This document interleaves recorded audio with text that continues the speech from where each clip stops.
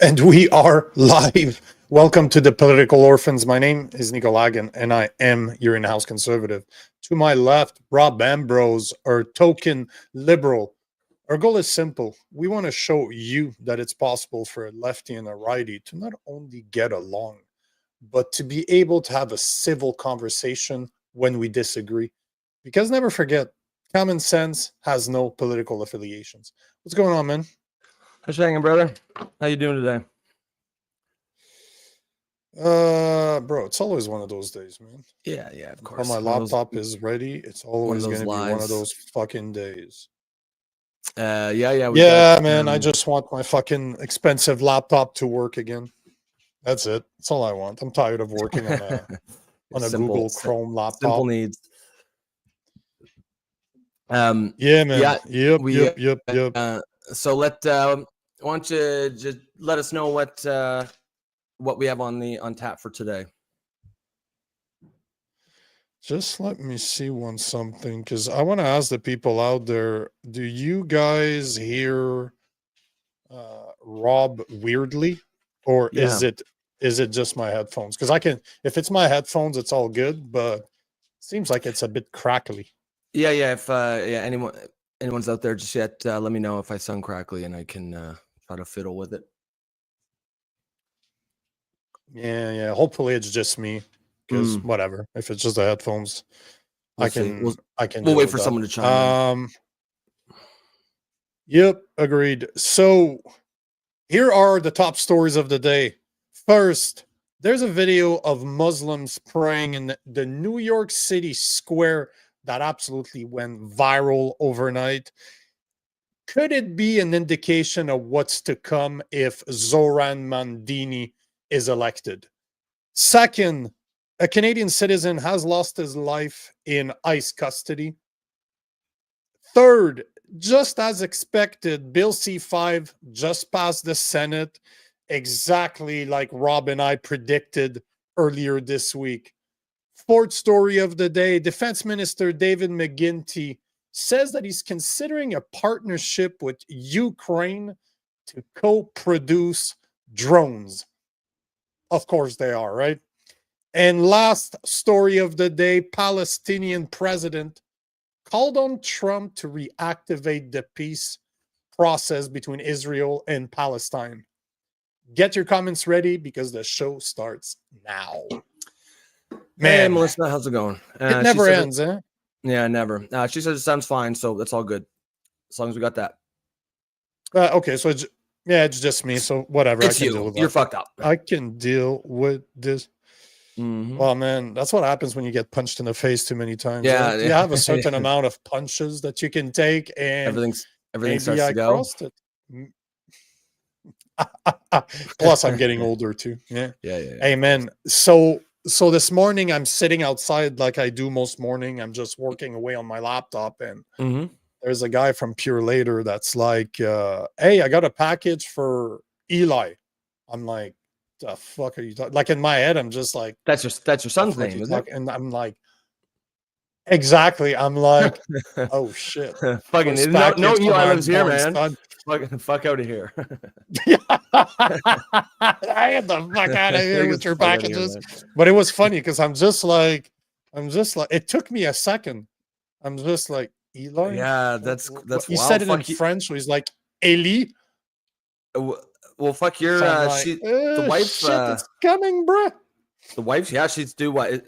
I mean, technically, it could be any day, right? Yeah, man. She's literally right now, as we speak, she just left to go to see the doctor, because at this point they're meeting. It seems like they're meeting every couple of weeks or so. Not a fan. Definitely not a fan of our doctor. Not a fan of the medical systems. Oh no, it's just you need to it's like you need to kind of try to make sense as to why you don't want to do all the dumb shit that they want to do. Like, they try to induce, they say that if you cross, like, if you have 39 weeks, you should induce, when doctors out there, like, are saying that 90% of children are normally born either the 40th or the 41st week. they wanted her to take a bunch of whoop whoops. They want her to do this. They want her, like last time she wanted to go in and start fucking around. She's like, yeah, no, you're not going into me to mess around when I'm pregnant. So it's one of those things where you almost need to defend wanting to do it the most natural way possible. It's just a pain in the ass. That's what it is. Oh yeah. Would you guys ever just fucking annoying. Would you guys ever induce or like, how long is she now? 36 and something. 36 and oh shit. So 36 weeks. So she's within 4 weeks ish, like 3.5 weeks. If all goes well, she'll be giving birth. But no, we have no intentions of inducing. We have no intentions of doing anything that the average doctor wants us to do. Yeah, at all. I mean, like it's we want to go the natural way. We still have a how do you call them, a midwife in the US that we talk to all the time. So well, I mean, there's a lot of people we like what she stands for, not what doctors stand for. Yeah, and there's a lot of people that just want to do it the natural way. It's definitely a trend these days. How about the actual birth you're doing? Is important for your wife to do natural that way too, like no epidurals or anything like that? Yep, 100%. So that's the goal. The goal is to do it 100% natural. If it was in the US, if we had the midwife that we found in the US that we've been dealing with since the beginning, we would not be going to the hospital at all. We just give birth either at a home, because she assists, right? She shows up, and she's been doing it for imagine the most grandmother of grandmothers. This is who the midwife is. She's supernatural. She doesn't believe in anything added to something that can be done natural. She's never going to promote it. She'll let you know what the options are, but she never promotes anything that's not the natural course that we've been doing for thousands of years. So, well, that's the way it should be. It's always interesting.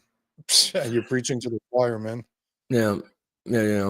It's just annoying to have doctors always pushing that bullshit when it really, like, she's healthy. Fuck off. Like, don't try to fuck around with anything it doesn't need to. It's fine. Like, let it be. But it's unfortunate that it seems that it's mostly defending your natural values instead of just, you know what we told you no, stop bringing it up. At the end of the day, you're here to help us out. We're not here to finance your big pharma. We're not interested in that. I think we made it pretty fucking clear. So drop it. Yeah, I mean, I feel like a lot of doctors are have become activists these days, and they just need to. I mean, I don't have any issues with that. I want to know all my options for whatever thing I'm in there for. Yeah. But when I make a decision, just go with it. I don't need a doctor to try to push their sort of personal sort of values onto me. If there's actual statistics backing up, let me see it, and I can look at it and decide on my own, see if I trust these statistics. But other than that, when I make a decision, just go with it. Like that's the whole point of a doctor. Doctors are not meant to be activists, right? They're not meant to push an agenda. No. It's about informed consent. If you're going to tell me something, awesome. Give me all the information that you have, and from there, I'll make an informed decision. Yes, exactly. Yeah, like I have no problems with give me the information. Don't just tell me what's right. Give me the information that you think is relevant. I will consider it, and then I'll make my decision.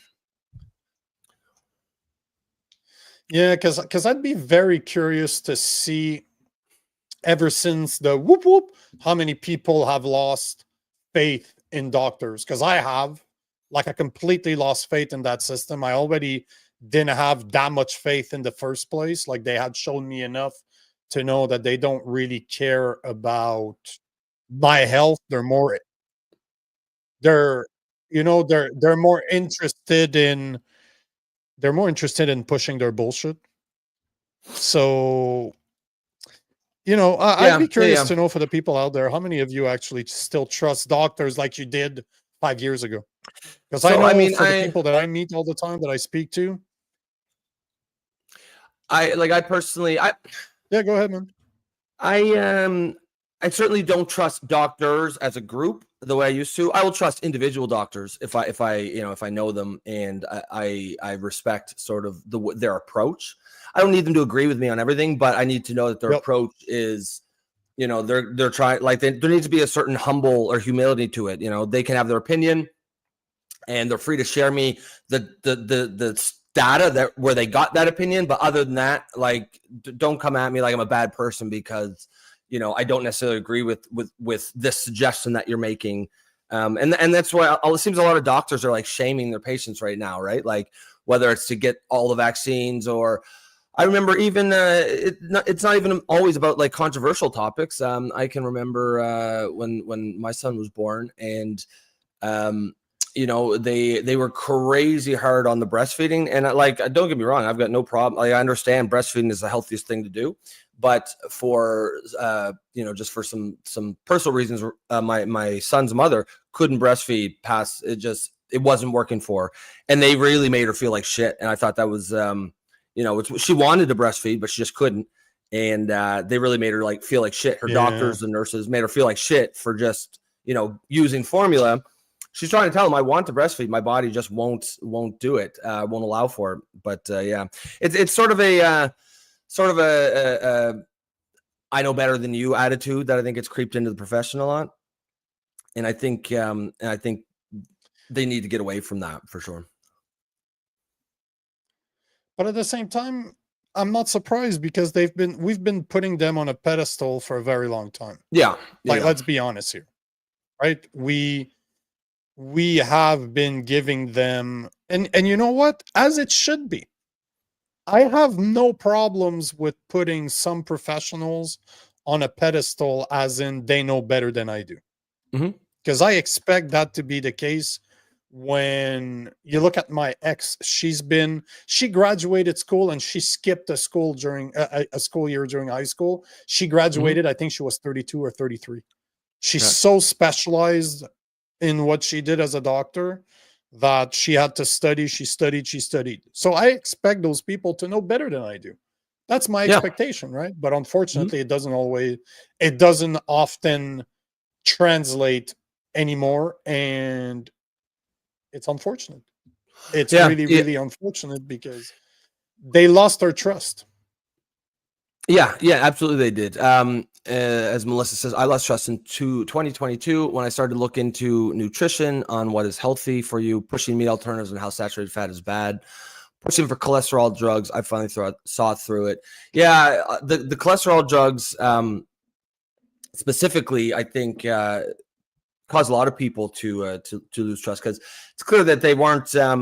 A lot of I think a lot of people what are surprised about is how much of like medicine that we think is hard medicine is actually just fads and trends.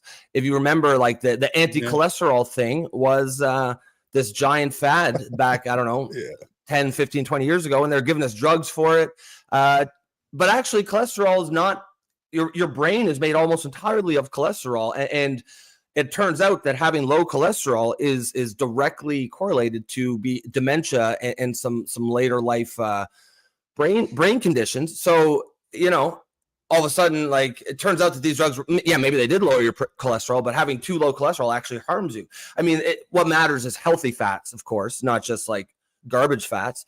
But a lot of it is just trends. And then once you figure that out, it's hard to it's hard to, and like I said, these people do have a lot of education, and I'm willing to certainly listen to them and give their education level due consideration when I make my decision. But clearly, the past 10, 15 years has shown us doctors are not infallible. They often make mistakes, and sometimes they're sort of smug, smartest person in the room attitude.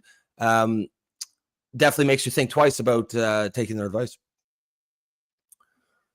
And there doesn't seem to be any apologies for their mistakes either. This is something that bothers the hell out of me. a lot of those doctors don't seem to know much about anything anymore outside of what they were taught in school. Like, it doesn't seem like they go out of their ways To learn. to do their own research and see, was I taught right or not? Like, they literally take it for granted and they just repeat it. They just repeat all their bullshit. Like the same thing with the whoop whoops. Ask to have a fact sheet. See how many of them can actually produce what's in it. And that is even if they know what's in it, because most of them just say safe and effective, you should take it. You know what? You can argue with me all you want, but the fact that they don't know what's in there and they cannot produce a fact sheets for you, this is indicative of a massive fucking problem. If the first three questions as a doctor are not, have you been sleeping, have you been exercising, and what have you been eating, I'm not really interested in what you got to say, because those are fundamental. You should also ask, like, what's your stress level? Have you been spending time in the sun? Like, if those are not your most important questions that you ask from the get-go, not just what medication, like, oh, those are the problems that you have. What are the problems that you have? Oh, have you thought about this? No, sorry, not interested. I don't listen. I stopped listening to you right then and there. Yeah, and it's funny because it's not exactly new. Like, really, this is very old, especially from doctors who, I think, as you said, society does tend to put them on a pedestal, tends to venerate them, and I'm okay with that. Like, I believe it's an honorable profession, certainly when practiced properly. I'm reminded of a case back in the mid 1800s. I had to Google the guy's name because I forgot it, but the guy's name is Semmelweis, Ignaz Semmelweis, and he was a British doctor. He came up with the idea that hand washing or not washing your hands is often responsible for a large number of infections and dead patients. So he started this campaign to try to get doctors. We know that all, of course, clearly today. But he was a doctor himself. He started this campaign to get doctors to try to wash their hands, and he was just blacklisted. He was shunned from the industry. He died like alone and penniless because doctors as a profession, they refused to believe that anything they could be doing would be hurting their patients. It was against they were too arrogant. It was against their ego and of course now we all understand, like, I'm just reading the summary here as I'm saying it. It was common practice. Doctors would do one surgery, go to the next one without washing their hands or anything. Clearly we can all see that as bad medical practice. And yet, because of the arrogance of the doctors of the time, they didn't accept it. They refused to accept it, and they pushed back against it.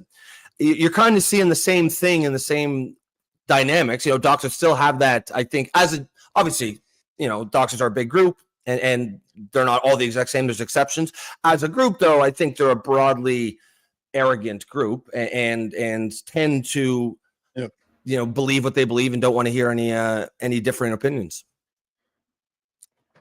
I used to date one. I dated one for years. Yep. And all of her friends were doctors because obviously they don't have time for anything else. All their friends are around surgeons and other doctors, and they're all the same. Like, unfortunately, and I say that from personal experience, they talk down to people. They think they're the smartest people in the room. You cannot question what they say. And that was whoops. That was like 2018, 2017. If that would have happened during the time now, oh, but Jesus, I would have knocked some doctors out. Like, we would have had some serious issues. Hey, Melissa, out of curiosity, am I lagging or is it Rob that's lagging? Can you tell me? Yeah. As Gary says, 9 out of 10 doctors recommend Marlboros. If anyone exactly. Here's listening, and the other 10% recommend mentals. Yeah, that's really funny. I don't know. Is there? Am I lagging on your end? Oh yeah, I keep on seeing you freeze and Okay. So I'm not sure if it's me, if it's you. So let's see what they say. But yeah, I'm not sure. Yeah, to you too, Gary. I'm not sure what you're saying, but for anyone out there listening, just let us know. Did it again. Fuck. What's that? Did it again. 20 minutes in, still haven't approached the first subject. Fuck. That's all good. Let's get into it. Yep. Let's get into it. Here's a video that's going to look familiar to my Canadian friends or to the people listening to this show from Canada.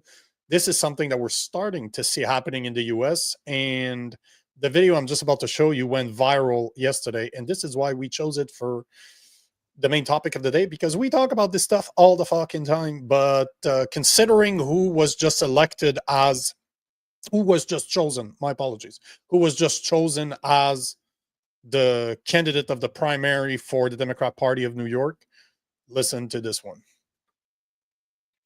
أنعمت عليهم غير المغضوب عليهم ولا الضالين آمين. So this is one of the video. I got another one I want to show you because it's the same thing, different angle, but it's the same. It's the same ceremony, prayer. How, I'm not sure how we're supposed to phrase it properly, but hey, this is different video, but from the same event. Oop, my bad. Boom.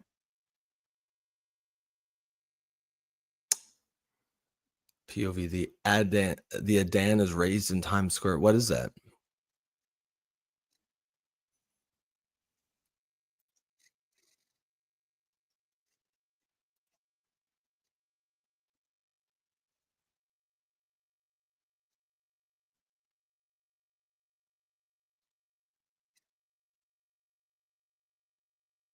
So what event is this?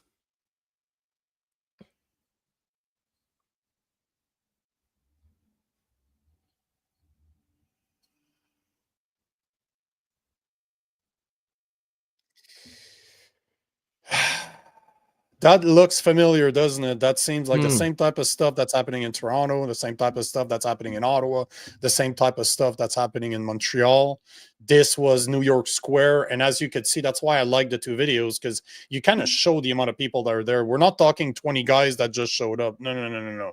We're talking about hundreds of them that showed up, all equipped with all the cameras on tripod, equipped with all of the microphones, the speakers. Like, they came prepared. Now, does that look like something that was recorded in North America?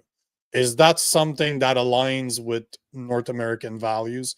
You and I talk about this all the fucking time. And the reason I wanted to talk about this is that I kind of have an agenda. So before you hold your thought for one more second, but I want to show something that I found this morning. And this is why what we just saw is extremely problematic for the people in New York. And they need to take a good look at what's happening in Canada and, maybe realize that it don't work very well. Like, this goes against the values that North America was built on. And yeah, it's one of those things, man. I hope people listen or pay attention to what's happening to Canada. But at the same time, I don't think it's going to happen. And my mouse just died. Awesome. Hold on. I thought my computer was frozen. My mouse just died. So let me pop it back up. But hold on. Before you go, do you see the video at the bottom? I see it on the bottom. Yeah. It's not added to the stage yet, is it? But do it if you want to add it to the stage. Yep.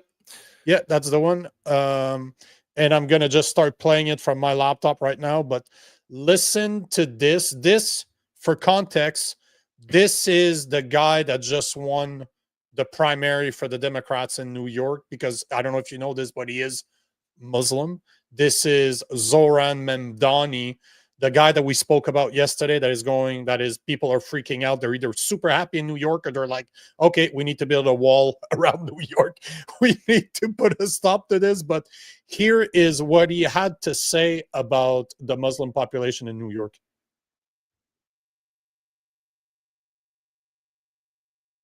There's no sound on that.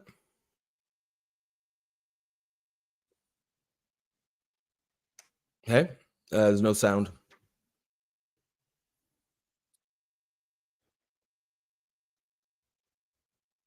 Nico? You're saying that, yes? There's no sound. Yeah, there is. Hey guys, can you tell me if there's sound? Because there was sound. I could hear it. Really? I didn't hear it at all. Yeah. Oh, there you go. Hold on. It's okay. Let me take it off. I'll put it back in. My mouse is back in business now. Pow. Nice. Let me see. Just before, as you do that, yeah, Gary didn't hear any sound either. As you do that, I'll just, so Chris says, question, do you fellas actually know any Muslims personally? Yeah, I mean, my last girlfriend was a Muslim. She's from Algeria, grew up in Dubai. We dated for 4 years. Obviously I've got Muslim friends like most people in Canada. I mean, we'll dig into this a little more here in a few minutes.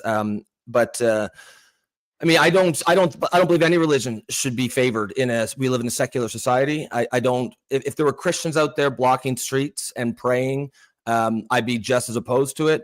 I do not believe Muslims or any religion should be out there blocking streets to practice a religion, period. We live in a secular society.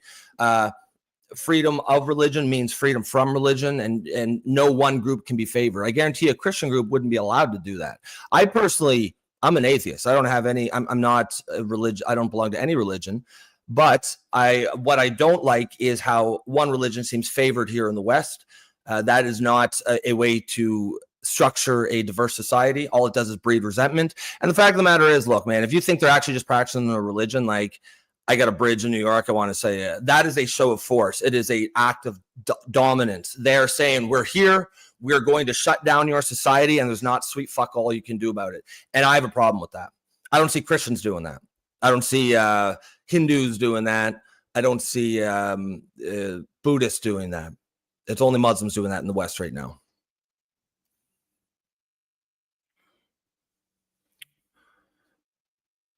Yeah, again, no sound.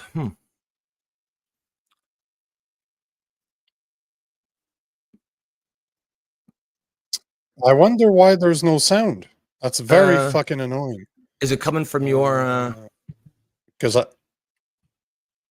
it was working with the other video. The other Instagram video that you saw was working. Like you heard the sound. Yeah, it was. Is that on X? Because I can look. No, it's not. No, it's not.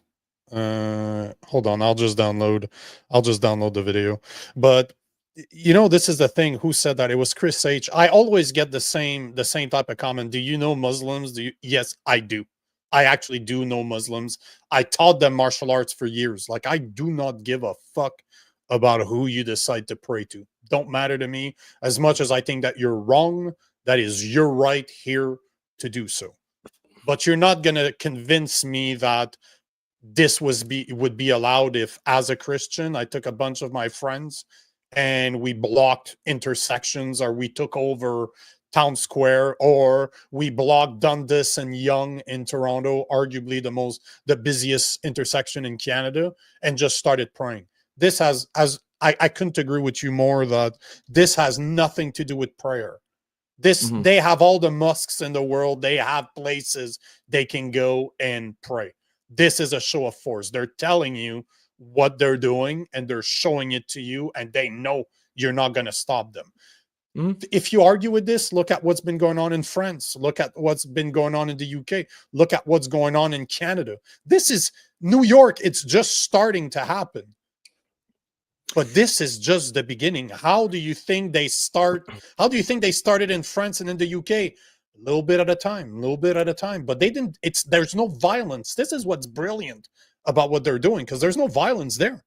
It is simply praying. At least that's what it looks like. But if you look at what's going on in Europe, it's not going to stop there. They're not stupid. They know exactly what they're doing. This is not just, they're praying in the street. No, it's not. They have all the mosques in the world. They have places they can go to do this. And once again, would you find this acceptable if it was a bunch of white people, white Christians doing that? That's the question you need to ask yourself, right? Yeah. And now, and I like everything, we've talked about this several times before. Me and you are in complete agreement on that. Now, with regards to Mamdani here specifically, I do see a lot of the discourse sort of. I feel like these are two separate issues. What we're talking about, because I don't think Mamdani is a Islamist in any stretch. I think he's you hear him say things like, of course he is, an Islamist. Islamists don't say things like, Islamists don't advocate for queer liberation like Mamdani does. He's a Muslim, but his religion is social progressivism. His religion is woke. That's what his true religion is. He's not. He's certainly leaning into the exotic. He's an exotic outsider, and he understands that in the identity obsessed spaces of the political left, that's got a lot of currency, and he's very wisely advocated for that. But I think, I think the best way to push back against him is on his woke left policies, because he's not, that's where his real religion lies. Like when we use the word Islamist, at least has a specific meaning to me. Hold on. Yeah, but you're trying to make a distinction between two things that are the same. At the end of the day, just look at some of the videos that are being released right here in Canada. Remember the guy I showed you, the guy that was just an interview in Toronto, and the guy was just talking to him on a microphone, just like straight interview type. And the guy explained it very well. Look at what's happening in Europe. They do this on purpose. They cannot go into a society like, look at Poland, for example, that is turning their country around and just basing it on Christianity. If you're Muslim, they're like, sorry, nothing against you, but your values don't align with ours, so we're not interested in you being here. But all the luck to you in the world, right? No problem with that at all. But the point in the matter is that they do this on purpose because they know we're going to let it happen. So Zohran, for example, I'm going to use him as an example, can say whatever he wants with the woke. Do you think that Muslims are going to start complaining for Palestine? Of course not. It gives them power. It gives them views. It gives them everything. So there's no, if you look at the Quran, I cannot remember what the name is, but there is a term where you are allowed to lie as long as it benefits you. That's all they're doing. They're the same people that are saying that they should be allowed to pray that are not Muslims are the same people that are woke as shit, because that's why they allow it to happen. This is exactly what happened to Canada, right? Now, let me see if I can play this finally. I'm going to try again. I changed my internet connection because for some reason I was connected on a different access point upstairs. Just give me a second. I'm just reloading the video. Man, I can't wait to have my laptop again. God damn, it's not the same. Once you get that, I've got a couple. I've got a video from Zohran. I have it right now. I'll play it. All right, cool. So let's hope that it works. Tell me, just give me a thumbs up or down if it works or it doesn't. No. Still the same, eh? Yeah, no sound. That's so fucking annoying. God damn it. It's weird because you had sound on your other video. I don't claim to understand, but it's a pain in my ass. But I'll just, if you give me 2 seconds, I'll do what I used to do, and I'll just download, because I use not to play from browsers, and I just downloaded myself. Yeah, and I'll while you're doing that, it's just that this video, if you give me a second, I have it. It's not a very heavy video, so it's Instagrams are pretty easy to download. So give me 2 seconds, I'll bring it up. That's the one right here. So hopefully this works. Opportunity to prove that Muslims don't just belong in New York City, we also belong in City Hall. And I ask for your help in telling every person in your life, every person in our community, and every New Yorker that you know, that this is our chance. Because in this city, alhamdulillah, we have 1 million Muslims. So say what you will, but a guy that openly says that we need Muslims in places of government, we have 1 million Muslims. We definitely don't. And so this is my point, right? You can argue with me that he's not a socialist. You know what? Time will say. Time will say. But you can't tell me that he doesn't believe in Muslim values when he's openly saying that not only do we have 1 million Muslims in New York, which I don't know if it's true, I didn't correct him, but I wouldn't be surprised if that is indeed true. But he's literally saying that we need people that are Muslims in government. No, we don't. See, no, we don't. Absolutely fucking And- not. We don't, because look at the UK, right? We had shown that list of all the places that they have mayors. There's plenty of them. And all you can see that all those cities are all changing, and they're now you have people that want Sharia law. Like this does not. No, not at all. And no. yeah, and I don't think we need any specific identity group in government. We don't need any. We don't like just to say we need more blank in government is just wrong. We don't need any specific identity group. We need good, honest, less corrupt people. Honest politicians working in government. That's what we need. If they happen to be Muslim, that's great. If they happen to be Christian, that's great. But going out and searching for specific identity groups just to fill diversity quotas, it leads you to where we are now, which is a fucking mess.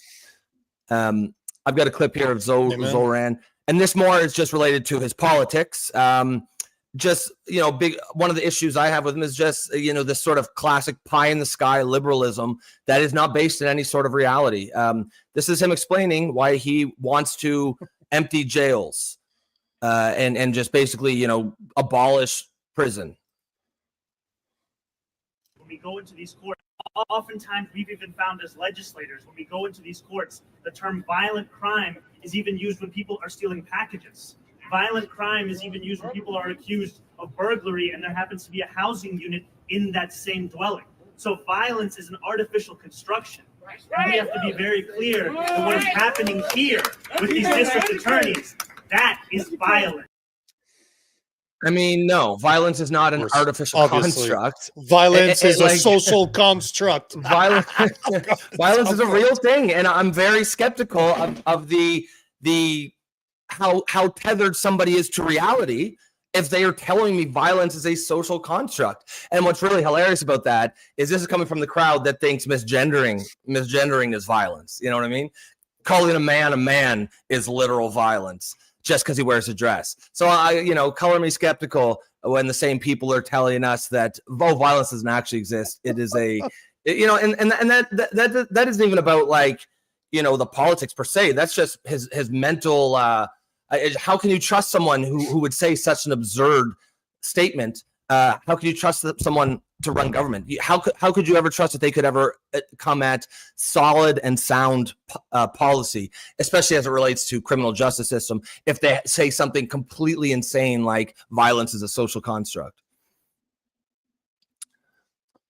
Anytime you're going to tell me that you need to be soft on crime, I'm going to disagree with you 1,000,000%. There's no such thing as being the state of affairs in which we find ourselves in Canada, and where those woke cities find themselves with the highest crimes in the US, is because you're soft on crime, is because you took the only means of self-defense that people have, which is their guns. Like, you cannot ever convince me that, oh, no, let's be empathetic for those criminals because they had a hard life. Yeah, guess what? That doesn't mean I need to have a hard life because he's an asshole and he didn't learn. Like, no. Stuff that guy in jail. There needs to be consequences for their actions, and violence is not a social construct. Again, if you believe that that's the truth, I got something really interesting to sell you. Yeah, I'm just, we'll take comments at the end because there's some really, really good comments, but I'm just going to take one here because it's about this video. Chris says, the dude didn't say violence is a social construct, so I'm just going to play that again, just so we're all clear about what he said. So violence is an artificial construction. And we have to be very clear that what is happening here. It's even worse. Violence is an artificial construction. That's even worse. If you want, yeah, okay, we could split hairs and say. I think that's worse than saying that it's a. Oh no, but that means it doesn't exist. So basically, I said that it was a social construct. At least there could be potentially based in reality. He basically said something that's even worse, saying it's artificial. So what? It's not real? Is that what he meant? That violence is not real, brother? That means I can beat the shit out of you right now, and it didn't happen. Matrix style, bitches. No, it's real. Like, fuck off. It's artificial. Are you fucking kidding me? Violence is violence. Well, yeah, I mean, it is exactly like it's a real thing, and someone who says it's not real, I'm just, regardless of any of your politics, I'm skeptical that you're going to be able to put together sound policy on this issue. And so there's there's some really good comments here, guys. We're coming in, and we're going to take them because this is definitely going to lead to some really good discussion. But if you want to take some of the comments, so there's another thing I wanted to show from Zohran here, that I did not particularly. So just saying, go ahead. Just saying, I don't think you understand. I do not think you understanding the context. He was talking about how prosecutors now throw unprovable charges while trying to get a conviction.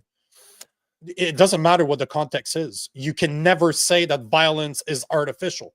I don't care what the context is. Well, I mean, maybe what they're being accused of, it might be artificial, but to say that violence is artificial, no. Yeah, he I mean, was trying to convince people that breaking and entering is not violence. It literally says it in the term breaking and entering. That was not an open door. They broke in some people's house, a business, whatever it might be. There's violence involved. No, it's bullshit. It's fucking bullshit. I don't care the context of it. You can never say that violence is artificial. You can't. Yeah. And Joe, like, I understand what your sort of the context here. It feels like so much of like left wing activism is the activist saying some insane, stupid thing, and then the moderate lefties trying desperately to tell others, oh no, they didn't actually mean that thing. Here's what they meant. Here's what they didn't mean actually defund the police. They meant blah blah blah. And then the activists over there saying, no, we actually really meant defund the police. Like Zohran.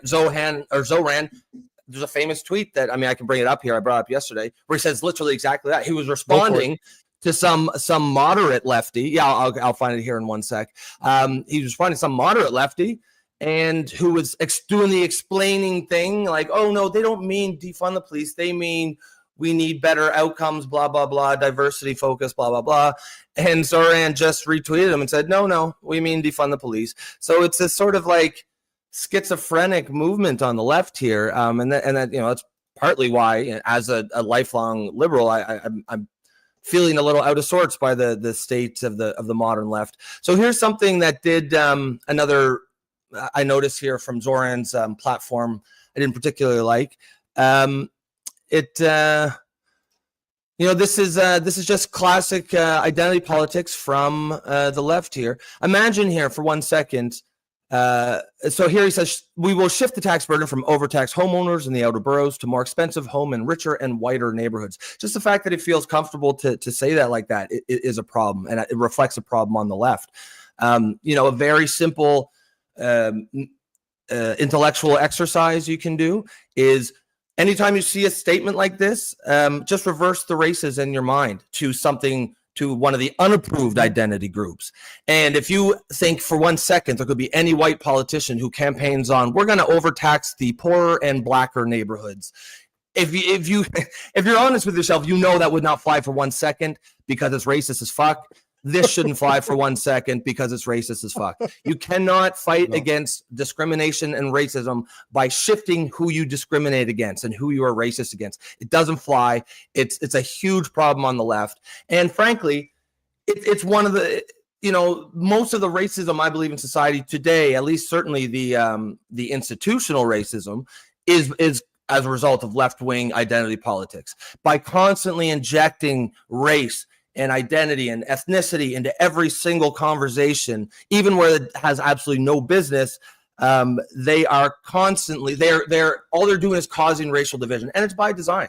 If you are a anti-race activist, you require racism. You don't actually want to get rid of racism because then you're out of a job. Then you don't have any. Your whole life's work is meaningless if you actually achieve the goal of a truly post-racial society. So they don't actually want that. So we need to be very suspicious and skeptical of the motives of people who benefit from racism in society, because there's a good chance they're often the ones perpetuating it. Whereas most of us, I mean, I grew up a liberal. I've been a liberal my whole life. I always thought the goal was a post-racial society, a society where people actually, of course, people individually will always be racist. That still exists. You're never going to stamp that out. But as a society, we don't approve of it. Certainly there's no, we stamped it out of law and policy. But even like if I go to the grocery store over here and there's a black woman who's serving me and I start calling her the N-word, I can fucking guarantee you I'll be kicked out of there real fast. And every single person within hearing distance is going to be extremely disapproving of it, and I would bear the brunt of that disapproval. And that's the way it should be, because we fundamentally are not a racist society. And yet the identity politics of the left are that they insist on dragging us down. We will never escape racism in our racist past if we don't try to move forward. But the way they're injecting in every aspect of life, it's a big problem. So that's I'm always a little bit just when I see that from a politician, I'm like, no, this ain't it. This guy ain't it. And if you have anything, you could bring it up. But go ahead.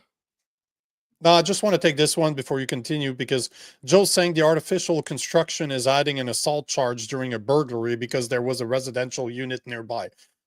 Again, you're doing exactly what Rob is saying. You're trying to make it sound like it's not what he's saying. It's not nearby. It's in the same building. And there should be an assault or a violence charge when you are breaking and entering. It is saying it in the title. There is violence that's being committed. We need to stop making policies that are soft on crime. Plain and simple. This is why our crime rate is so fucking high. Don't forget, I know, Joe, you're American, but perfect example, in Toronto, we had police last year tell us that, you know what, because there's a wave of home invasions, you should probably put your fob and your what has value, your valuables, outside of your house, so that those people don't walk into your house. They don't break into your house. They don't have an invasion because those guys are armed and they're dangerous. Are you fucking kidding me? Like, this is the same type of rhetoric. Oh no, but they did a breaking and entering, but it wasn't violent. No, fuck you. It was violent. They're criminals. Can we stop with this bullshit trying to explain criminal behavior and try to make it sound like it's not as bad as it is? This is why we're in the state of affairs in which we are. Plain and simple. There needs to be consequences to their actions, and downplaying their actions is not the way to go. We've been doing this for years now, and look at where we are. So, I mean, I didn't even know that's happening. Is that a thing that happens, that someone does a B&E and they get charged with assault? I mean, is that a common thing? I've never heard of it, but I mean, let's just take it at face value. I'd welcome it. Well, I mean, I want to welcome it. I want to see the nuance. I'd welcome it. If there's an actual, if there's a residency attached to the building, like if it's part of it, then yeah. But I mean, if they're just adding it because it's nearby, then yeah, I would be against that too.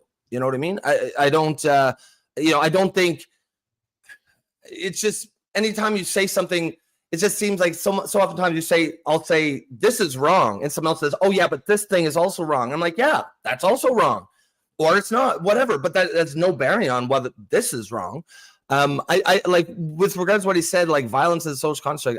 Or what did he say? It's artificial. It's artificial. It's artificial. I mean, okay, if you're saying he was talking about justice reform in a very indirect and roundabout way, okay, sure. I mean, let's, for argument's sake, we'll give him the benefit of the doubt. I mean, I don't particularly think that's what it is, but it's just it's hard to to imagine this guy as mayor of New York, someone who says stuff like this. We don't need an investigation to know that the NYPD is racist, anti-queer, and a major threat to public safety. Anti-queer, what even the fuck does that mean? What we need is to defund the NYPD, But your deal with mayor uses budget tricks to keep as many pauses as possible. No to fake cuts, defund the police. Now, I know that, people like pro Mamdani people will say, jump through all sorts of intellectual hoops about how he didn't actually mean this. He didn't actually mean to defund the police, defund the NYPD. But I don't know. I mean, we're all adults. He's an adult. He's clearly a smart guy by listening to him speak. He's either actually means it, or he's just pandering and saying trendy slogans to appease woke far left idiots. And either way, I don't think that's a great quality in a mayor, whichever one it is. And again, all the posts that we're showing kind of puts it into context as to which type of individual we're talking about. Because he's saying that just in the post you just showed, he's saying that the NYPD is anti-queer. Brother, you're Muslim. So are you. The religion you're part of is also anti-queer. No, but come on. It's like, bro, call a spade a fucking spade. You're fucking anti-queer. Do you see queer people, how they're treated in Muslim countries? Yeah. Don't give me this shit. Now, is there a massive problem with the NYPD? Possibly. Yeah, defunding, for sure. Is defunding it the solution? Is defunding it the solution? Yeah, no, it is not. So basically, you want to be softer on crime and remove police officers from the street. Oh, yeah. That sounds like a fucking great fucking idea. Like, I mean, that sounds just I just like, want to take this. Yep. Joe's saying that Nico definitely doesn't believe in that it is better to have 10 guilty men walk free than have one innocent man wrongly convicted. This is how it is right now. Men, look at Daniel Penny. He was in New York, defended a train against a lunatic that wanted to kill people, that said that he was ready to die. He defended that train, did what a real man does, handled the threat. You know what? It's sad that guy died. It's sad. I don't wish anybody to die. I really don't. But at the end of the day, that was a direct consequence of his action. Somebody did something. Yet, did you see how much trouble he got? How long he actually had to fight this? So we're already in a system where 10 guilty men are walking just because of race, just because, oh, it wasn't that bad. Oh, he didn't mean to do that. I should have saved the fucking video that's going viral right now about a guy killing a woman in Canada, and they all knew he did it, but there wasn't enough proof for the judge. So, man, it's happening all over the place, and I'm tired of seeing people walking or people not getting real consequences to their actions. Now, should we be as hard on drugs? No, we shouldn't. Like we're talking about selling weed, brother, I don't see a problem with that. As much as I don't smoke weed, I don't see a problem with that. But if you're breaking and entering, it is a violent act. Should there be a case of violence against you because you broke and enter somewhere? Yeah, I think you should. I could see that. Or pop the actual penalty. The point in the matter is we need to just be harder on crime and be able to allow our citizens to be able to defend themselves. Plain and simple. Like, you want to have a more polite society? Allow me to make sure that I don't go to jail because I defended my family because somebody broke into my house or broke into my business or broke into my car. Castle Doctrine. They have it in New York.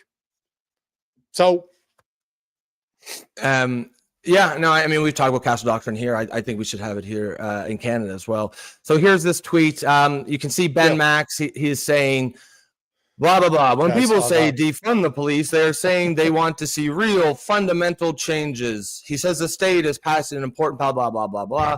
And Zohran quickly corrects him. Nope, we want to defund the police. So, I mean, yeah, this is the guy that's probably going to be the next mayor in New York, and that might be what you want for sure. It's gonna clear some things up one way or the other. I personally, I don't know. I think he's a smart guy. I listened to him talk. He is a smart guy, and he's certainly a great speaker. And I think he has that it factor in politics. And to be honest, I think my personal take is the far left and the socialists who vote him in, I think they're going to be really disappointed with him, because I don't think I think he, like I said, he's got that it factor. He can go far in politics, and I think if he's smart, I think he just thinks that this pandering to the wokes is the way to win, and he might be right. It's certainly the way to win mayor, the race for mayor in New York City. But if he has higher aspirations, and I think he's, like I said, I think he's got that it factor and that charisma, and I think he knows it, and I suspect he probably has high aspirations. I think he's probably going to do a run to the middle after he gets elected. Now, personally, I think that shows a lack of character to just pander to whatever, trendy interest group you think will get you elected. I don't know. Nothing about him seems authentic to me. Maybe he is a genuine, authentic socialist, a genuine Islamist. I think he's a very slick, sharp, charismatic politician. He's just a politician, and I think he's a talented one. And I think the people who are pinning their hopes on him as the next, the great hope of progressive politics, I think they might be disappointed in the future. But we're gonna find out one way or the other. Should we take some comments? Like you guys said, give your take there. Yeah, but hold on. Like you guys were talking about yesterday between you and Jason, where you want to see it happen. I want to see it happen too. If it happens, I'll be watching and I'll be looking, and I won't be surprised by either him not putting the policies in place that he's saying that he will, or if he does, that he's going to screw things up, because we've seen what happens in Canada when you do. And the same, I have a lot of American followers, and often I post about Canada, obviously, and they're like, guys, you voted for those guys. I'm like, I can't argue that, because as far, if you want to believe that guy wasn't selected, that he was elected, it's true. Some people voted for him, and I know some of them in real life. So at the end of the day, are they going to pay for their mistake? I believe they will. And it will be a hard fucking mistake, because it's not like New York is in a great state right now. So there needs to be something that changes. Is that the change they need? Fuck no. That's going to take them down a path that they can even imagine. And unfortunately, they're not looking up to the north to see what's happening here. And that was the point of this video, right? The whole point wasn't to bash Zohran. It's just that you're starting to see the things that happened in Europe for years now. Now they're starting to happen in Canada, and now you're seeing it in New York. And I remember, man, like a year ago, I was in Alabama. I was recording content in the busiest city of Alabama, and right in front of town hall, there were Free Palestine protests that were blocking streets, and there was a bunch of cops just on the side, like about 5-10 of them, just standing there not doing anything because they were told to don't do anything. And I went to see them off camera, and I'm just like, are you happy with this? Like, does that look, is that something that you're happy to see in your town? All of the guys, none of them said anything, because obviously I'm holding a camera, even though it's turned off. They don't fucking know if I'm recording or not, but they're all looking at me as in, like, bro, it's just, we can't do anything. We've been told to shut the fuck up, and that's what we're doing. And you're talking Alabama, you're talking the Bible Belt, you're not talking New York here. So you're starting to see that happening all over the place, and people just stand down. And as we say all the time, you and I, be equal. If you're going to say, if you change the color of the person that's saying something, or if you change the comment to a different color, like whiter, richer neighborhood, or you put a bunch of Christians instead of Muslims, are you okay with it or not? Be honest. If you're not, there's a problem, because it's not a thing that I disagree because they're doing it, and I would be like, oh, no, Christians should be allowed to do that. I'm like, no, we're not allowed. We get arrested for doing this shit.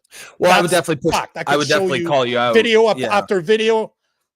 Yeah, I'd be the first one to fucking call myself out, because that'd be hypocritical. Yeah, but at the same time, you're bang on when you say, change the name, change the color of the statement, change the religion. Is it acceptable in your views or not? If the honest answer is no, then we're doing it wrong. It shouldn't be acceptable in any context. And that's how you fight racism. That's how you fight discrimination. That's how you fight whatever ism or whatever you're fighting against. You just have to eliminate all of it. Equality for everybody. You cannot say, You can't fight discrimination by shifting who you discriminate against. It's a nonsensical topic, but the far left has convinced us that this is a reasonable solution, and it's not. In fact, it's perpetuating and creating the problem. Chris, you post a lot, and I appreciate your comments. But one thing I'm noticing from your comments, you don't back it up with a lot of facts. You tend to say stuff without facts backing it up, without proof. And this is the perfect example right now. That's the problem with conservatives. They want to take the military approach to everything. How so? Am I the one invading am I the one blocking intersections? Am I the one destroying my neighborhoods when we protest? Am I the one doing shit that's illegal and being protected by my government? It's not me, man. I'm not out there destroying shit. I'm not out there taking over neighborhoods or taking over street corners. It's not me. So what does your military approach have to do with anything? Technically, they're the one doing it, not me. So what's your point here? I don't understand your comment. I'm gonna go back and start the comments from when we started the show, because there's a lot of really good ones. It should be good for a good discussion. But yeah, Chris, I mean, as we say regularly on the show, guys, everyone's opinion is just as valid here. We appreciate it. You don't have to agree with us if you disagree. That's what's great about this show and the discussion that these kind of topics engender. So we'll start here with another from Chris. So this is at the beginning. He said, Dearborn, Michigan has a huge Muslim diaspora. I'm not hearing really much problems from them. So I saw that comments. I brought this up because I remember Dearborn, Michigan was in the news like a year or two ago. From I made a video that went viral about that. Yeah. A sense of betrayal, liberal dismay as Muslim-led U.S. city bans pride flags. Many liberals, that was Hamtramck, but it was it's very close to Dearborn. But yeah, I remember it's a sort of it's just funny because it's a kind of a microcosm of how far left activism goes, where they champion they've got their favorite identity groups, and Muslims is definitely one of them, along with like trans and illegal immigrants and queer people and all that stuff, and that's fine. But it's just it always makes it kind of laugh like internally, because some of these identity groups really hate each other, specifically the Muslims. And that's what'll happen when they sort of get into power, because and don't get me wrong. I mean, I feel like none of this is about anti-Muslim. It's about being fair in society and saying no. My whole argument is no identity group can be favored. That's just that is a baseline point, and I will always argue that. I will always defend that. So I have, moderate Muslims, and there definitely are out there. And, I know many of them personally. That's perfectly fine. I have no issues whatsoever with any of that. The problem is political Islam right now. Islam because Islam has to be thought of as a political organization or a political institution as well as a religious institution. And I mean, if you don't think that, you're not really paying attention. But the hardliners, the extremists, they're the ones who are in charge. They're the ones who dictate policy. The moderates, no, they have to basically keep their mouths shut. Like I was explaining it earlier on the show, I dated a girl for 4 years. I mean, clearly the fact that she was dating and living with a white guy for 4 years shows she's herself a moderate. But her family are from Dubai, and they're somewhat liberal for that area. But they still have to keep their heads down. They can't say a lot of the things. I saw a cartoon a while back where it was like, moderate, like extremist Muslim was like beheading some guy, and then showed the moderate Muslim was like someone who wasn't doing the beheading, but was saying like, well, they probably shouldn't have drawn a picture of Muhammad or something like that. And yeah, I mean, it was a humorous, and obviously it was exaggerating, but it kind of is bang on. It's the moderate Muslims. They know they got to keep their mouth shut. They're not out there. Where are the moderate Muslims pushing back against the Pakistani rape gangs out in the UK? There aren't any, because I'm sure there are Muslims out in the UK who disapprove of that, but they can't speak out against it because they'll be blacklisted within their community. That's why it's important for all of us to push back when we see this rising tide of Islamism infecting our culture and our values. hardcore Muslim extremists do not share Western values, do not share liberal values, and we need to face that reality. That's just a fact of life. We need to be very let's very put careful. it in context politically, and instead of talking religion, let's put it in context in the political spectrum. So look at the left and the woke left. Who do you hear more? The common sense That's liberal, a great, the yeah, common that's a sense great Democrats, analogy. or is it? But that's what you hear. It's not there's a lot of lefties like you, and I know some personally. They're just common sense lefties, but yet they're not the one that you hear. They're not the one that you see on TV. They're not the one that you see everywhere. It's the crazy woke people, and they're leading the party right now. When you have guys like Featherman that like, hey guys, whoa, like we need to stop this shit. Yep. And Featherman is not a conservative by any fucking stretch of the imagination. That guy's a Democrat. So this is my point, right? We're never led for the Trumpists out there. Same example. Right now, like if you cannot question the people at the top, you know that there's something wrong. I don't agree with a lot of shit that Trump does. I'm nowhere fucking close to being a Trumpist. I'm a conservative first and foremost, but that has nothing to do with who's in power. I just want to conserve our values. That's it, plain and simple.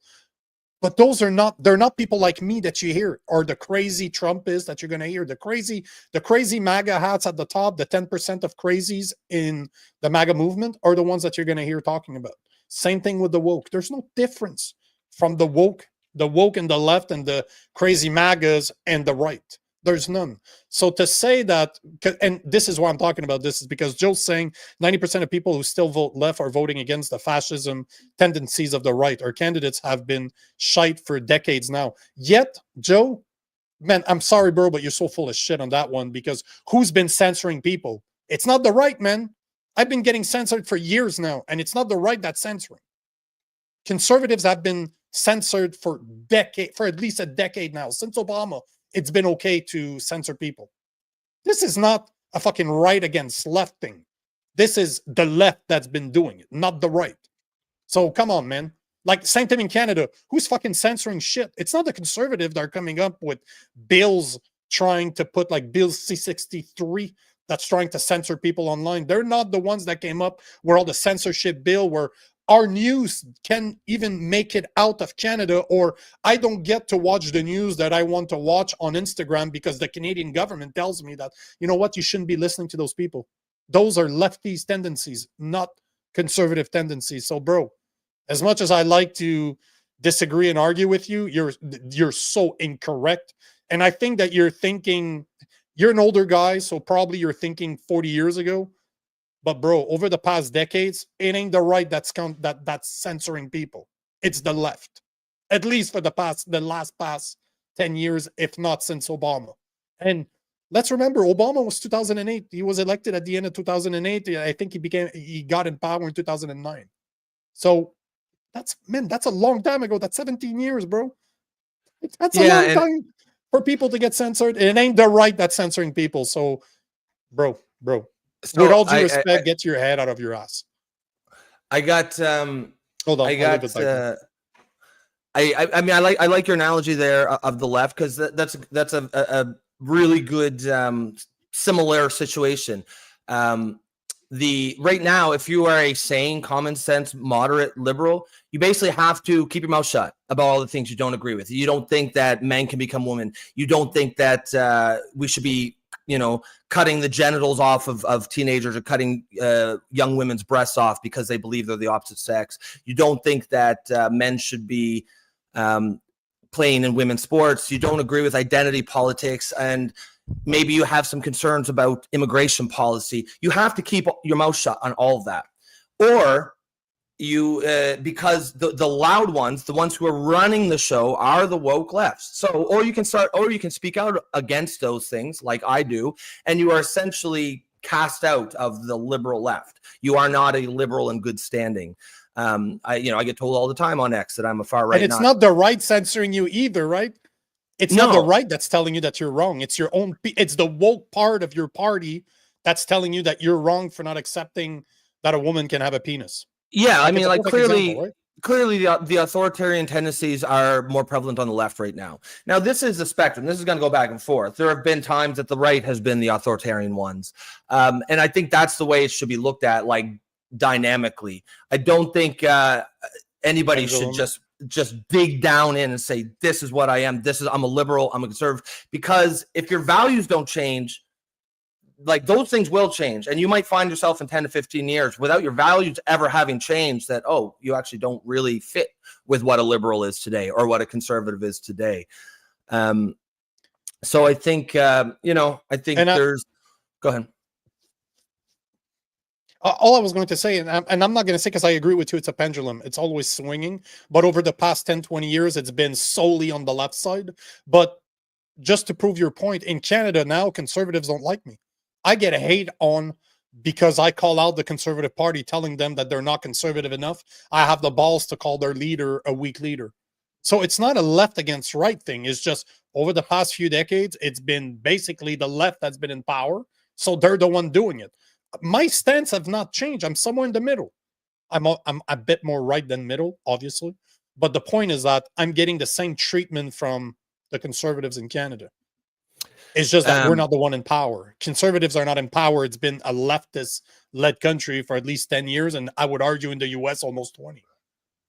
Chris H continues, says France is very, because we were talking about France a few minutes ago, France has very particular problems. France, it turns out, is a racist and exclusionary place. France excludes Muslims from society. France calls Muslim lands.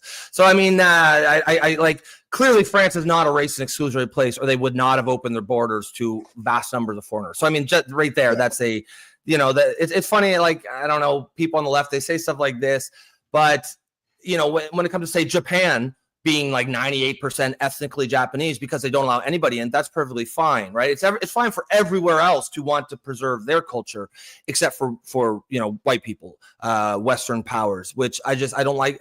I can't go by that kind of hypocrisy.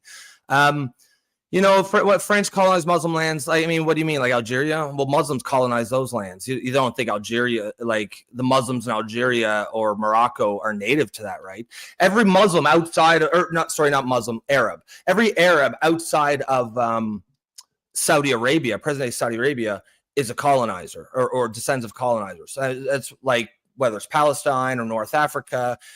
But again, this is more of that sort of left-wing liberal hypocrisy where it's only colonization when it's white people who did it. Everyone else does it's fine. And I just apply it equally. That's all I'm asking is apply your the ideologies. You can have your ideology, and I may agree, I may disagree. You have your opinions and theories, but like, you got to apply it equally. If how you apply your theories changes based on the race of the person, I can't respect that, and I can't engage with someone like that, because you're clearly just not a good faith. And I'm not even talking about you personally, Chris. I'm talking about the arguments. I do believe you personally are a good faith arguer. I don't want to impugn your motives here, but these are complicated topics. We all have we all have strong feelings about them, and just the way that's framed, I don't like. I mean, 200 years ago, 300 years ago, 400 years ago, that is the way the world was. Countries went around taking land. Like here in the West, in Canada, we don't live on stolen land. It's conquered land. 400 or 500 years ago, people from Europe came over and they conquered it, just like everyone else was doing. If the natives had the technology and the people to fill up giant boats, go to Europe and conquer that, they would have done so too. That's we're all like, that's just human nature. So to base modern day policies on shame and guilt for something our ancestors did 400 or 500 years ago at a time that was completely normal and just the way people behaved. Like, why would we judge people from the 1400s by 2025 moral standards? That's a nonsensical point. I know that I dug into a lot based on just this one comment, but I'm sort of, pushing back against not even you personally, but just a lot of the, left-wing arguments that I really don't agree with, based on just a lot of stuff you hear again and again from the left. Put that comment back in, because we're going to talk statistics instead of talking feelings here. Depending on the study that you look at, between 9% to 18% of the population in France is Muslim. As per Pew Research, by the end of 2025, it will be 18%. So let's, for sake of argument, let's use the lower number, 9%. Let's call it 10 for sake of argument. 10% of the population in France is Muslim. How are they racist? And by the way, it can't be racism because it's against a religion, not a race. But the point of the matter is, you're talking 10%. How can they be racist? They literally have the highest population outside of a Muslim country in Europe. How are they racist? Explain to me how they're racist. They have 10%, between 10 and 18%. 9 and 18% of the population by the end of the year will be Muslim in France. They're not native to France. Let's be honest here. They're not native. So they've opened their doors to a vast immigration of Muslim individuals. How are they racist? Yeah, I don't understand. Like, that makes it's a nonsensical fucking point. sense. Now, it's just a far left. you want to have right? a race 100%. You want a racist, you want probably a place that's racist. Probably Japan is racist. Yeah. Because they're trying to keep their culture. So is that a bad thing? Do I agree? Fuck, man. It's their country. They can do whatever the fuck they want. But you never hear the left talk about how racist Japan is. Of course not. Of course not. No, of course not. Because it's all about self-hate. Again, like, identity politics is about hating what you are. Everyone else can do it. It's fine. Wise Guy says the term is tachia. I believe that was the question for you, saying there's something in the Quran where you can lie. It's not. Or something. It's not, no? Wise Guy. Oh, no? I Googled it. It doesn't come up. So it might not be written properly. Chris says Iraq, Syria, and... Oh, sorry, man. Go ahead. No. Go ahead. Okay. Chris said Iraq, Syria, and Libya were secular socialist countries where women did not have to wear headscarves. In Iran, women are very highly educated. Yeah, but like, you know why they're not today, right? Like, you know what happened. Like, it's exactly what we on this show are pushing back against. Us saying, guys, we need to be careful here about unfettered and unchecked immigration of people from countries who don't share our values, precisely because of Iraq, Syria, and Libya, and Afghanistan, and Iran, and Algeria, and Morocco. You can look at pictures of any of those places from before Islam became the dominant religion, and they were broadly secular, where women were not under control, oppressed, wearing headscarves. And now each and every single one of them is not. And the common theme is because they became dominated by Islamists. That's exactly what we're talking about. It's just... Did you have another one? Because No. Go ahead. I always like to argue with Joe. Like it's something I fondly enjoy, and I hope that Joe understands that I fucking love this shit. And hopefully, I would imagine that he loves it too, because he keeps on fucking coming. Oh, back. yeah. Joe's saying that censorship is not the fascism I'm talking about. These people are stealing rights, stripping funding for essential services, using government as a weapon, breaking treaties. What are you talking about, man? Censorship is number one, bro. Your constitution in the US, in my opinion, one of the best, if not the best ever written piece of politic legislation, free speech being the number one thing. Number one is free speech. But without free speech, you got nothing. The left has been censoring free speech for more than a decade now. So I don't understand how there's anything more important than that. This is number one right there.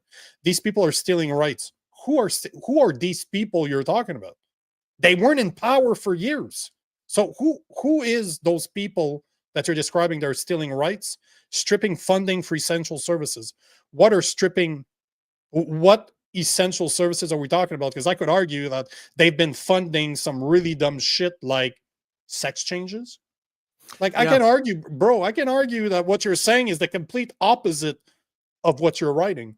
And I'm not saying that this was not the case 20 years ago, because as we mentioned earlier, it's cyclical, and it always switches over one way to the other. It's the left does it, then it seems that it's so the right gets so fed up of getting it done to them, they start doing it to the left, and then vice versa. It seems like that's the ultimate cycle that we're always part of.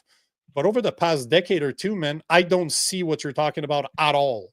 all I see is the complete opposite of what you're saying, or that the left is doing what you're describing right now. Yeah, I So mean, either I'm not understanding your point, Joe, or we just disagree, which we tend to do every single day. So I think, I mean, I understand what Joe's saying, but yeah, I'd have to know exactly what services you're talking about before, you know, because there are some essential services for sure. If there are funding being stripped, I would say, yeah. I mean, I also wouldn't call it fascism. I would just call that traditional corporate or conservative governance. Who, you know, that's kind of their whole thing is cutting, you know, trying to cut budgets and spending and stuff. And that doesn't have to be bad, you know, even if it's bad policy, theoretically, the public will correct them and put them in their place by voting them out in the next election. Also, though, just you know, I agree. That's not fascism at all. That's not fascism. Yeah, I agree mean, with you on that one. But again, I just want to say, appreciate services you're talking about. Yeah, and I appreciate all of the, you know, the back and forth. I know obviously things can get heated here, guys. You know, we sometimes it can't be helped because, you know, these are all topics we feel passionately about. But I think, you know, again, one of the strengths of this show is that we're able to have these conversations, not make it personal, make it about the topics. And you know, I think there's this shows exactly what we're trying to build in this space when we have these kind of debates. Joe says whiter and richer neighborhoods. Yes. Oh, shit. I just want to say that he's right. That's what I found too. But it's not quite what I was talking about, wise guy, by the way. You're talking, what you're describing right now is the principle in Shia Islam that allows for the concealment of one's faith facing potential danger or prosecution or persecution. That's not the one I was talking about. There's a term that I should learn. Is just about how you're capable of lying to who you perceive as your enemy in order to further Islam principles. That's the one I'm talking about, but close enough, man. I think we both know what we're talking about. We just don't have the proper word. Yep. My bad, bro. Go ahead. Yeah, all good. Joe says whiter and richer neighborhoods having less of a tax burden is just a simple fact, Rob, but is more a function of wealth than race. Well, then, yeah, sure. Then base it on wealth, right? Base your policy on wealth. Just the fact that you're talking about taxing whiter neighborhoods right away, I'm like, okay, this is a no for me. This is exactly the kind of problem that does not need to be perpetuated. Like electing people who speak like this, even if he doesn't believe it, is part of the problem. You know, again, it's doing that thing where like the guy, someone on the far left says some sort of ridiculous or indefensible statement, and then you know, someone else comes and says, oh no, but they meant this. Okay, well then just say that. Why not just talk about tax burdens and wealth? Like why? Of course, we all know why. It's because injecting race into it, especially when you're trying to harm an identity group that is not favored, that is basically free. It's a free for all on them. It gets you political points, right? And I can't respect that, and I don't support that. It's funny though, because the demographics of this, as much of the people who live in those rich white neighborhoods are the ones who voted for him, but they'll find out. But hold on, let's put perspective to this, because I always find that very interesting when people say that. Because in the US, Asian household generally has the highest median household income at about $112,000 a year compared to $80,000 for the rest. So just saying, if you want to tax people, tax Asian people, because they're the one making the most money. Does that sound right to you? That goes back to what you were saying earlier, right? If you look at the fact, Asian people are the one that makes the most money in the US. So does that mean, is it okay to say that we need to tax more white people? If I change the white people for Asian, is it still okay in your head? And should we tax more Asian people because they're more successful? Of course not, but that's my point. But this is factual. The fact of the matter is, as per the numbers that are popping out of the US right now, it seems like Asian people in general make almost 50% more than the average American. So just saying, man, like if at least if you're going to be racist appropriately. Oh yeah, you've never heard those stats before?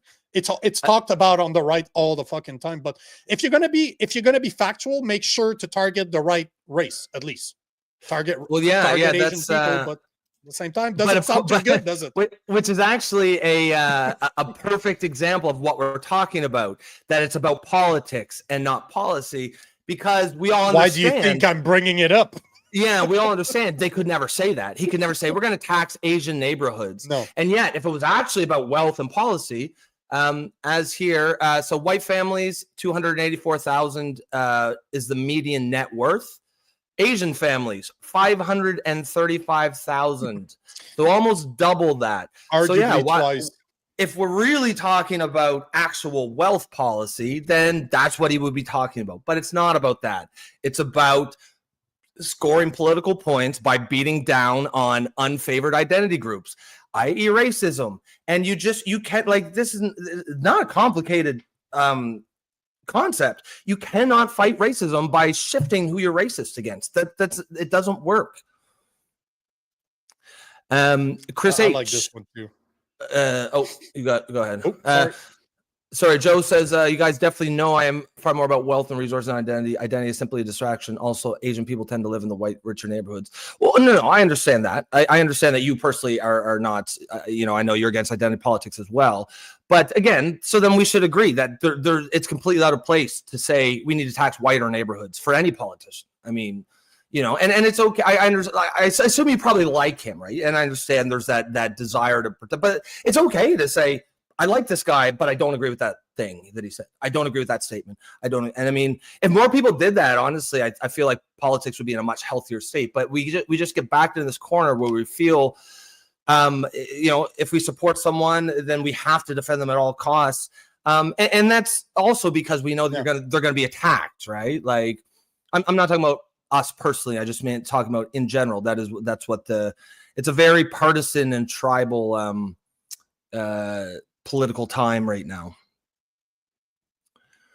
I don't even agree with everything that I've said 6 months ago.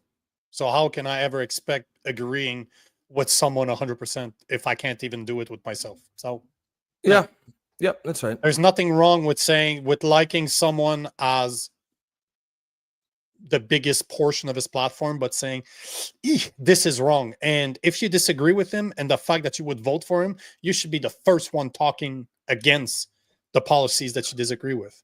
Just like I did with conservative. You think I'm hard on liberals? Brother, I'm a lot harder on fucking conservatives. Why? Because I'm a conservative.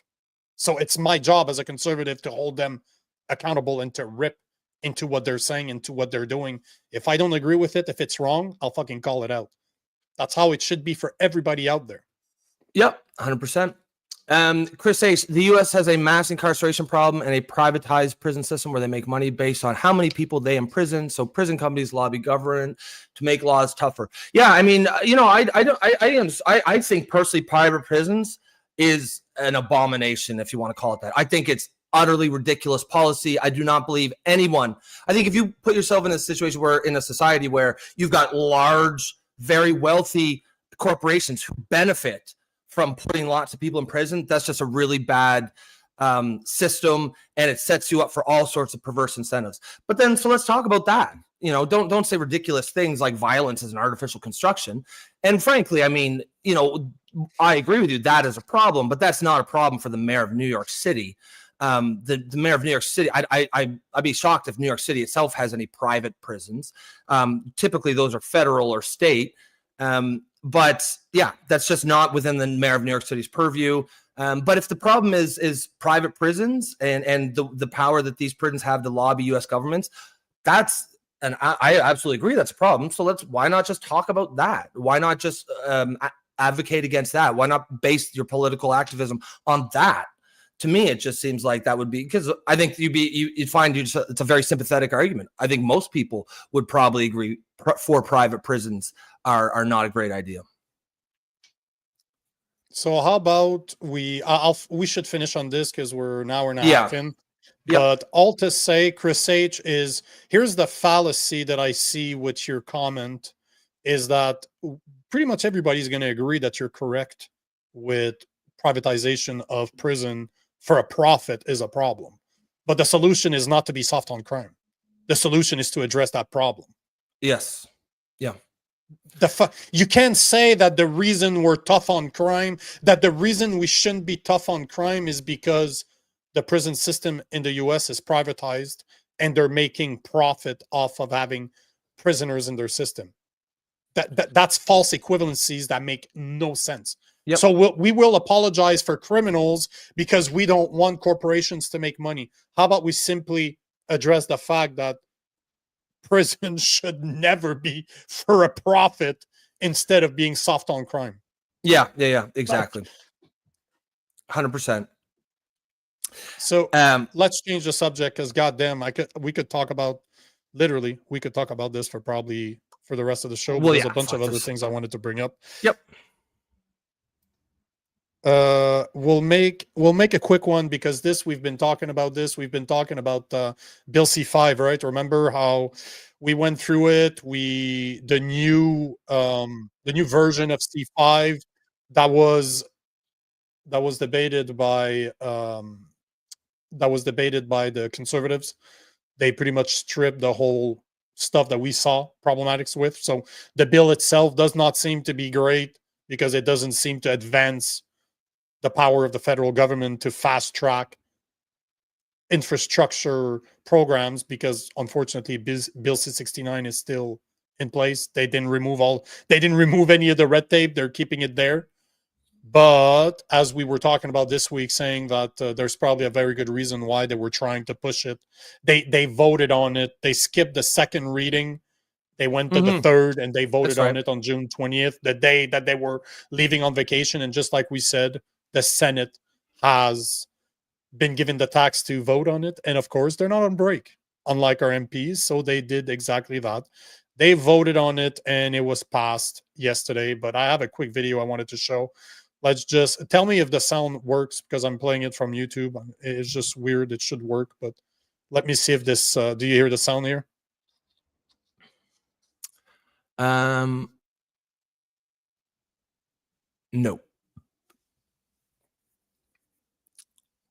there's no sound. So you're, how did you fix that? How did you fix that earlier? I didn't. I downloaded it, so I'll just do that again. Okay. I'll take one question just download here. It's okay. I have a bunch of YouTube. Yeah, there's a question here from Bumpy that came in a second ago. I thought this was actually pretty good. So Bumpy says, Canada has the GLADU rule. Any Indigenous offender must have their background considered upon sentencing, which generally takes a few years off. Yeah, that's what I'm talking about. You can't do that, man. You can't have a system where one person does 10 years and another person does the exact same crime, does 5 years because of the race. Essentially what means that is that the other guy actually gets 5 years added because of his race. And then the true sentence is 5. And that's just all it does is breed resentment. You can't, once you try to go down that slope, you get tangled up in all sorts of knots trying to justify it, and it cannot be justified. Just the only way to do it in a diverse society is say same thing for everybody. No favorite identity groups, no disfavored identity groups, period. Here is number 1, Bill C-5. Prince Edward Island Mi'kmaq Senator Brian Francis spoke for more than 40 minutes on why he would not support the legislation. He said the bill is moving ahead too quickly and not in the spirit of reconciliation. Why are we rushing on such a consequential bill that deserves care and attention? We had the option to slow down. That was the message delivered clearly by National Chief Cindy Woodhouse-Nepanek last week. She asked us to take the time to do things properly and reminded us that is how we build a better country. By listening, by working together, and by not rushing reconciliation. Nova Scotia Senator Paul Prosper, who is also Mi'kmaq, spoke for more than half an hour on the bill. He said his office has received racist threats because he questions the legislation. When I came out against the rushed nature of this bill and spoke about the need to amend or even delay its passage, a racist vitriol and threats to my office was experienced. It was so intense, some staff asked for permission to not pick up unknown phone calls. This isn't right. Alberta Senator Patty LaBoucane Benson is Métis. She said the Trump tariff threats necessitate the quick passage of the bill and that Indigenous consultation. There we go. No. If you're going to start talking about Trump tariffs affecting the passing of a bill that has nothing to do with international trade, shut the hell up. But all to say that the bill passed. But keep in mind that those senators, 95% of them are liberals. Keep that in mind. And even the liberal senators had questions. I'm just saying. And this is what we were talking about. Luckily, the bill doesn't seem to have much in it that goes against our rights. But why was it passed so fucking fast? Yeah. I mean, if there was a reason for it, okay, sure, I'd like to hear it. I don't. It seemed like they were trying to like sneak it through, and then maybe they weren't expecting the Conservative Party to gut it the way that they did. But I mean, me and you took a look into it the other day, and you know, as Detective Gaines had said the other day, there really isn't a whole lot whole lot of offensive things in it, because I think it's all been stripped out.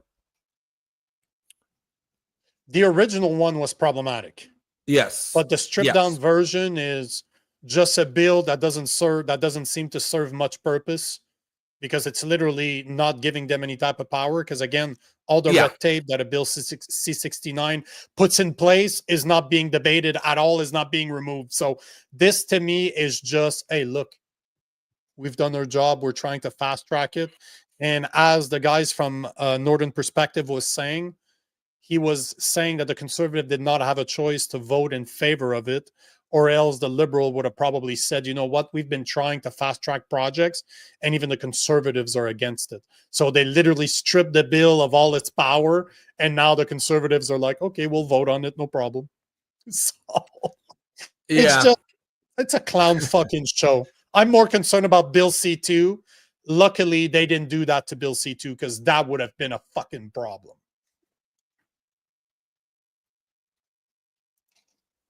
Yeah, I think I think what happened is, they had their little the parts they wanted about it. They all got stripped clean. But at that point, you can't say, oh, okay, well, we don't care about this bill anymore. So you still got to go through all the motions and keep it going. But I suspect you know, they're pretty disappointed, or Carney, he didn't get what he wanted out of this bill, because there isn't really a whole lot to it at this point. Nope. And I think that's on. At least for once, the Conservatives seem like they did their job. Bumpy says, play the clip of Brazo taking a dive. What is that? Do you know what that is? Do you know what he's talking about there? I do. No, I don't. Yeah. Nope. Let us know what specifically. I'm not sure who Brazo is. Patrick Brazo. He's a Canadian senator. I don't know. I googled Patrick Brazo dive just in case nothing came up. So yeah, fill us in there, Bumpy. So that's so now that one, we got through that topic pretty quick. It's just an update at this point. It's just because we've been talking about it. But Squirrel is saying, don't the bill go back to the House after the Senate also? No, at this point, because it did the three, although it skipped the second reading, they went first reading, they kicked it to the committee. The committee, they made a bunch of changes. It came back to the House of Commons. Everybody voted. It passed. Then it needs to go to the Senate. And because the House of Commons approved it, it goes to the Senate. If the Senate approves it, then it should be getting assent soon. So hopefully they do it during the summer. We'll see. But no, as far as I know right now, unless it was kicked back. Like, it's possible for the Senate to say, no, we don't like this bill, kick it back to the House of Commons. That's possible, but they passed it. So as far as I know right now, it's basically done. Yeah, I think I can see the video. So I did find it, Bumpy. Yeah. So it was, I mean, we can play it because it's related to the story, because it was during the C5 hearings, the Bill C5 hearings, but apparently it's just collapsed. I'm seeing it for the first time right now too. Hang on. Yeah, that's definitely in the Senate because it's exactly the same video I was just showing. So. Yeah. Oh shit. I guess I should. I shouldn't be laughing at this. I shouldn't laugh. No, I feel bad, but I'm only laughing because I know it's he's okay now. But let's do it again. He says, "Oh shit." Senator Brazo. That's why I'm laughing. Thank you very much. And oh shit. Okay, that's pretty funny. And he's okay, so that's why we're laughing. Thanks, Bumpy. But, that's fucking hilarious. And the fact that he's a Frenchie is even funnier. Yeah. Oh fuck In my yeah. opinion. Chris, I just want to take this final one. So Chris says, thanks for responding to my comments. You guys are good that way. I guess, like you, Nico, a lot of people disagree with my views, even though I consider myself left, I argue with them a lot. Hey, Chris, we definitely appreciate your comments. So we do, man. Yeah. And that's what we do.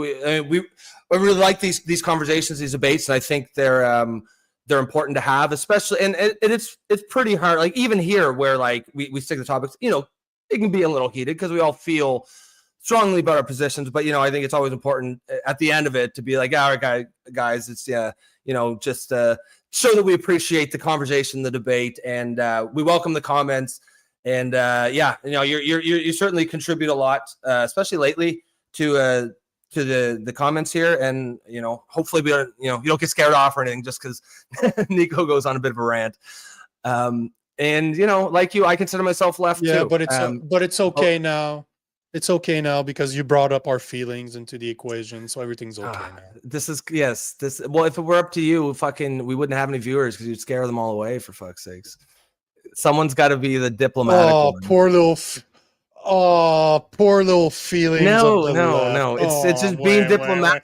I should get a little violin. No, I'm not diplomatic, motherfucker. If there's one thing I'm not, man. it's diplomatic. Just from just in a way to effectively push your point. You could be 100% right, but it's not going to matter if you're right yelling to yourself because everyone's left because you fucking scared them all away. But we're not.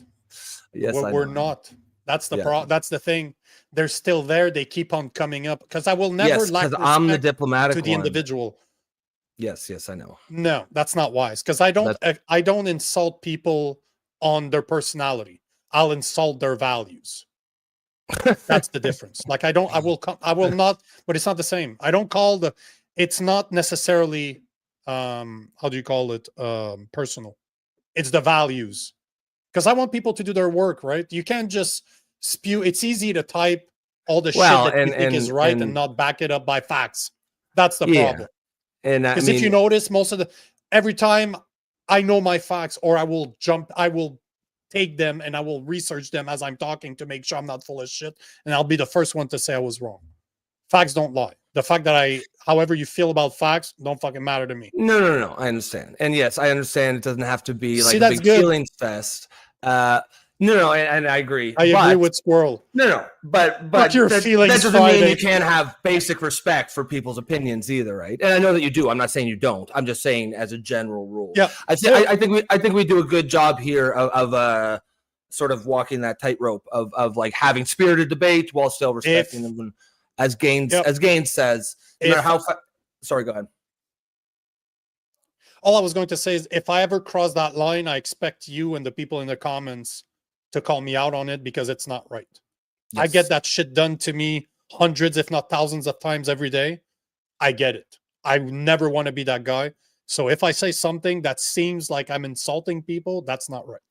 That is not right. I'm supposed to be better than that to walk that line. And I don't think you have, but it's just a good rule for all of us to follow. As Gaines says, and we'll just put it here, no matter how far left or right you are, political orphans will still respect you. That's exactly what we're trying to strive for here. And I think for the most part, we do a pretty good job, and appreciate that comment, Gaines. And Gaines is a lefty, Chris, you're a lefty, we're Joe. So there's me. There's obviously there's a broad selection of the entire spectrum. Yeah, Bumpy, you guys do a good job. Many would have outright banned me during that Levine episode, but I said what I wanted in the chat. Yeah, Bumpy, you woke up and you chose violence that day for sure. We just put you in a corner. I won't ban people, but I'll put you in a corner so you can think about it.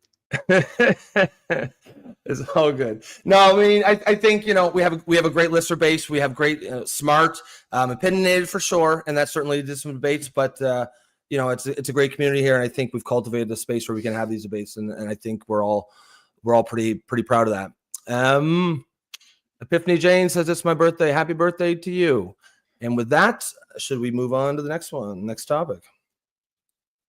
Already loaded, and happy birthday to you. You don't look anything older than 50. Good job. Exactly. So this is one that's an American story. That's American news. But as we talked about before the show, this is something that's directly applicable, if you ask me, to Canada.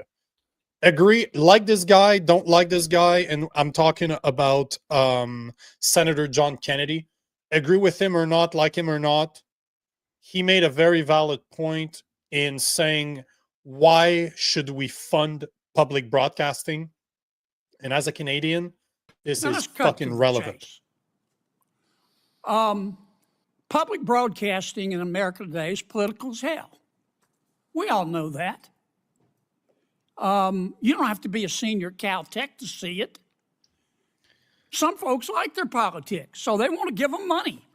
Some folks don't like their politics, and they don't want to take it away. But that's not the real principle, is it, Mr. Director? No, sir. The real principle is, why do we give money to CNN? No. Do we give money to Fox? No. Do we give money to Politico? No. Then why are we giving money to public broadcasting? Why? We're $36 trillion in the hole.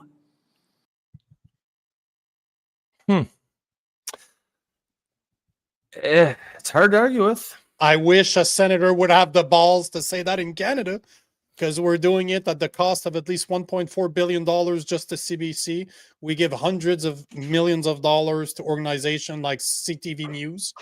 Why? Why are we funding any type? Why is the government funding any type of news, of broadcasting? Why? So, I mean, for me, like, you know, like most Canadians, I grew up with CBC and have somewhat of a nostalgia view of it.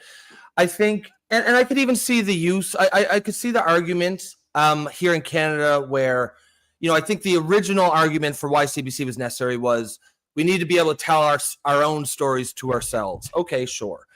Because the thinking was America is just such this giant cultural juggernaut that if we don't sort of carve out spaces just for Canadian culture, Canadian identity, it will cease to exist. And, you know, I could be convinced of that, but then they should have stuck to things like hockey, right? Hockey Night in Canada, you know, TV shows that show life in Canada. Once they got into news, they basically signed their own death warrants, because once you get into news, you're going to get into politics. Once you get into politics, you're picking and choosing winners or losers. I mean, maybe there's a news outlet out there who can report on the news so perfectly neutrally that nobody knows what the bias is, but I haven't seen it. All you got to do is, like, what they should have done is just said no to it. You know, you don't need to get into news and politics, and because as Kennedy said there, people who, you know, people are going to, who agree with your politics, yeah, they'll be happy with it. People who don't, won't. They're not going to want to see their money go to support things they don't agree with. And, you know, the CBC will take things and speak of them as neutral, but they aren't actually. Like, you know, if they report on, you know, trans stuff or gender affirming care, so-called, you know, they'll report as if it's like a normal thing, as if it's accepted consensus science, and, you know, everyone supports it, and that's just not factually true. Even by reporting on it neutrally, they're taking a side. They don't even realize it. So if you're so sort of naive politically that you're getting involved in politics, even though you think you're being neutral, but you're not, yeah, you probably you probably have no one to blame but yourself if and when the axe comes down on the budget. 30, 40 years ago, I could argue that I would have supported funding the CBC because it was about stuff that Canadians agreed with, and it was not a political thing.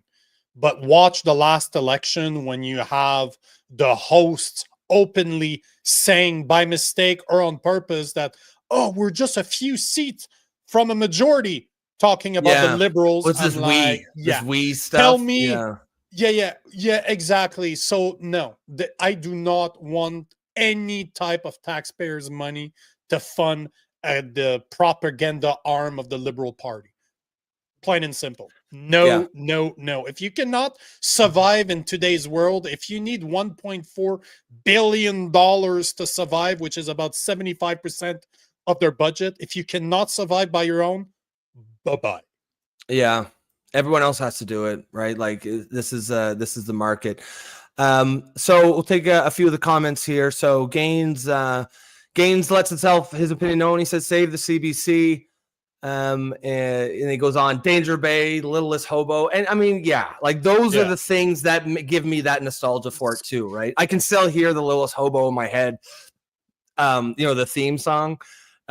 Maybe tomorrow. Don't say that. I'm gonna start crying. Yeah, it's not crying Friday. It's fuck your feelings Friday. But that show was awesome.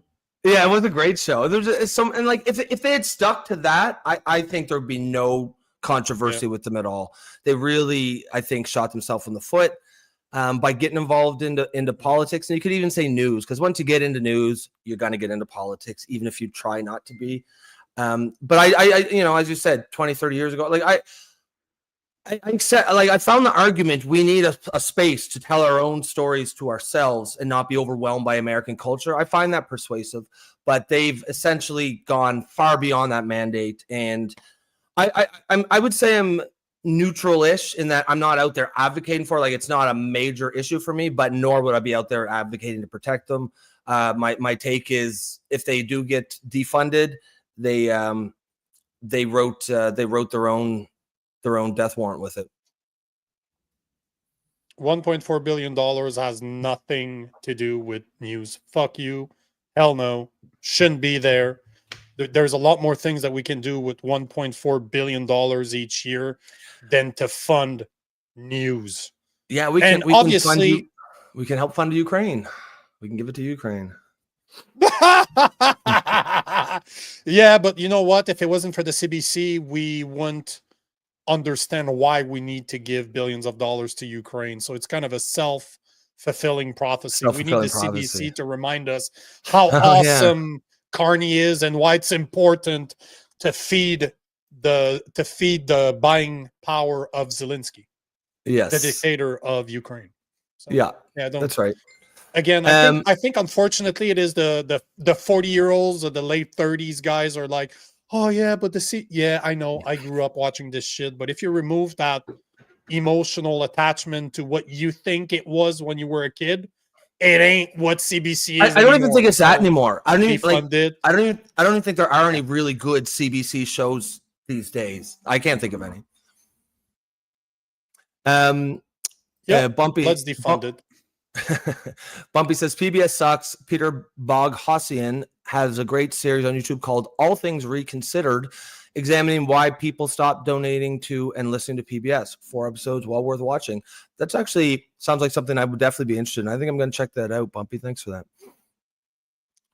Man, there was hold on. Detective Gain is saying this.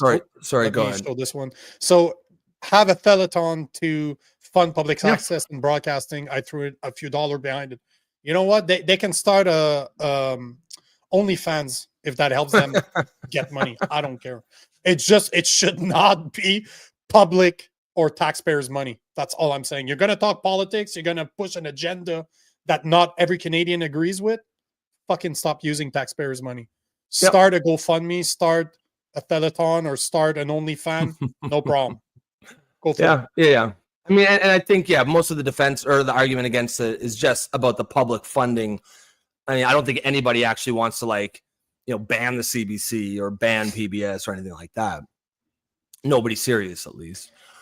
Squirrel Nut says, Sandra why is the government just came in at the whole, I'm sorry, but Sandra's like, hello boys, OnlyFans. Oh, that is a great way to start to join the show when I'm talking about Sandra. OnlyFans. Hello, it boys. was in context.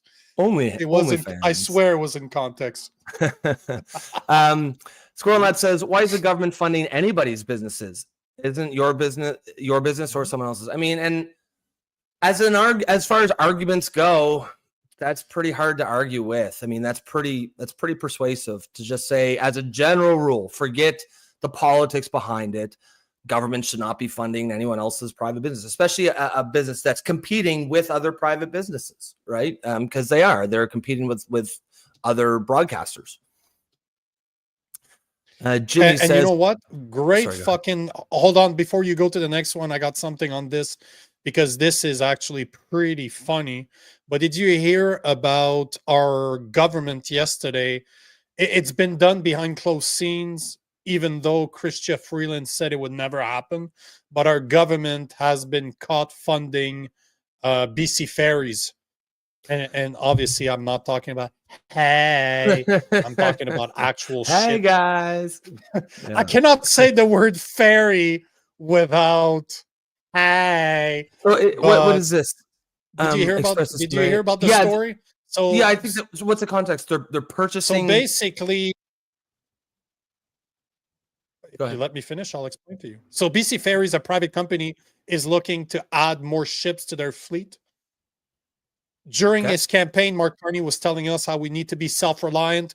We need to rebuild our manufacturing. We need to hire Canadians. Turns out that Chrystia Freeland has allowed government money to be used to fund the purchase of Chinese-made ships by a private company by the name of BC Ferries. $1 billion will be sent to China in order for them to produce ships that we could have produced here. There you go. Well, yeah. Wait, they can't make a campaign of being self-reliant, right? Yeah, fucking elbows up, right? They can't. They can't make those ships here. I guarantee they can, but they probably, I'm sure there's. Well, they're probably a little cheaper, but more likely they're probably some greased palms and some under the table corruption, right? A dollar fucking sack with a dollar sign on it probably changed hands a few times. But yeah, Detective Gaines has a perfect point on this. What's going on, Jason, by the way? But Detective Gaines is bang on. Canadian taxpayers' money subsidizing China to build boat for us. Meanwhile, they still have 100% tariff on canola, peas, and lentils. Yeah, that's a great point. I mean, Jesus, like it's ridiculous when you think about it, right? Yeah, mic drop. It's just mic drop. Public broadcasting, says Jimmy. Public broadcasting had its place at one time. Everyone could watch TV. Young people wouldn't miss out. Not everyone had cable, and that that's a good point too. But times have changed. The technology has clearly changed. I think it's worth, just as a general practice for society every 10 or 15 or 20 years, to just do a general reconsideration of all the things. Like, does this still make sense? That's kind of what we're doing with some of these things, but. Yeah, does public broadcasting make sense in 2025 the way it might have in 1985? And if it's going to be funded at the cost of $1.4 billion for the CBC, for example, shouldn't there be panel of elected officials saying yay or nay or on everything, the way the budget is spent, the type of news that they put on, the type of content that they're putting on? If it's going to be 75% funded by my taxpayers' money, why the fuck do we not have elected officials saying yay or nay on every single penny that's being spent?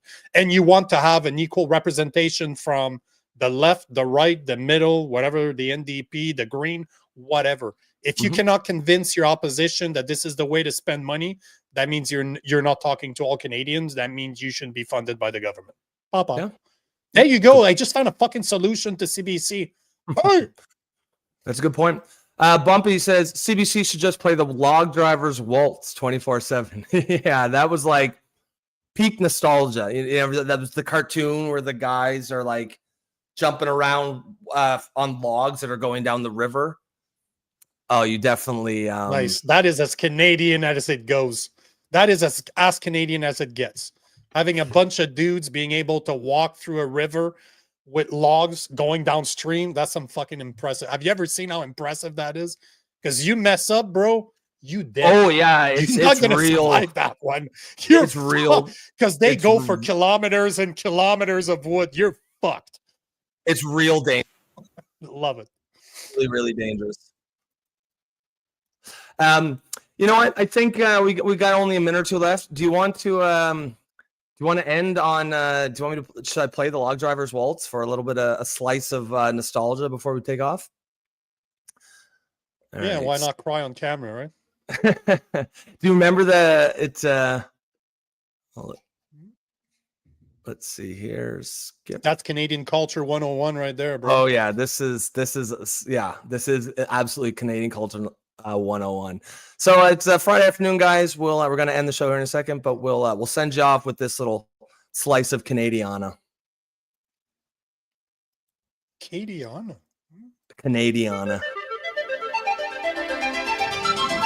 Oh Jesus.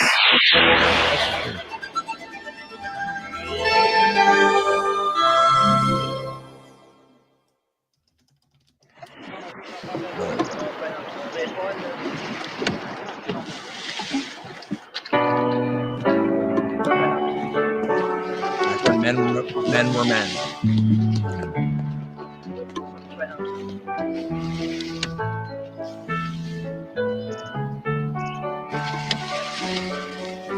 The music kind of makes it look very gay, but it definitely isn't. Yeah, it does. Eh?